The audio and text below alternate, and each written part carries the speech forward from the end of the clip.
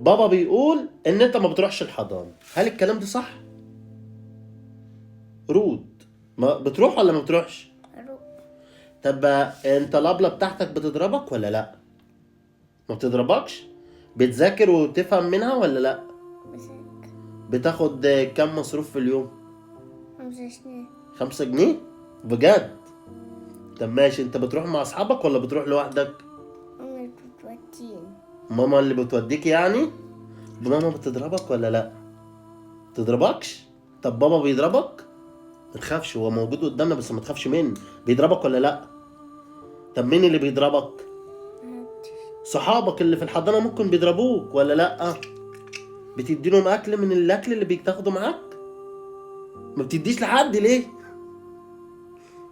بابا معاهم أكل. بيبقى معاهم اكل بياكلوك ولا مش بياكلوك؟ قول، بياكلوك معاهم ولا لا؟ يا اسطى، بياكلوك معاهم ولا لا؟